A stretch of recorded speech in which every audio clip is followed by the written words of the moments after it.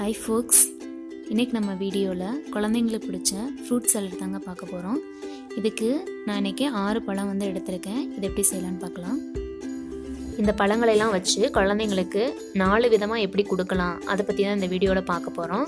வாங்க இதை நான் எப்படி செஞ்சுருக்கேன்னு உங்களுக்கு காமிக்கிறேன். ஃபர்ஸ்ட் ஸ்டெப்பில் நான் என்ன பண்ணியிருக்கேன்னா, எல்லா பழத்தையும் தனித்தனியாக ரோ வைஸாக வச்சுருக்கேன். இது பார்க்குறதுக்கும் கலர்ஃபுல்லாக இருக்கும், குழந்தைங்க எடுத்து சாப்பிட்றதுக்கும் ஈஸியாக இருக்கும். இந்த மாதிரி ஒரு ஃபோர்க்கை குழந்தைங்க கையில் கொடுத்துட்டிங்கன்னா அவங்க குத்தி எடுத்து அழகாக சாப்பிட்ருவாங்க.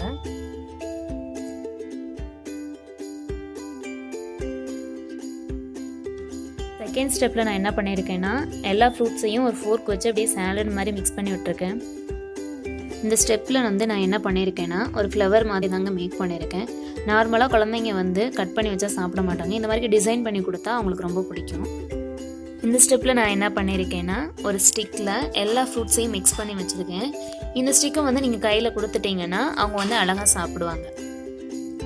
இந்த மாதிரி நீங்களும் உங்கள் குழந்தைங்களுக்கு செஞ்சு கொடுங்க. இந்த வீடியோ உங்களுக்கு பிடிச்சிருந்துச்சுன்னா லைக் பண்ணுங்கள், ஷேர் பண்ணுங்கள், கமெண்ட் பண்ணுங்கள். மறக்காமல் நம்ம சேனலை சப்ஸ்கிரைப் பண்ணிடுங்க.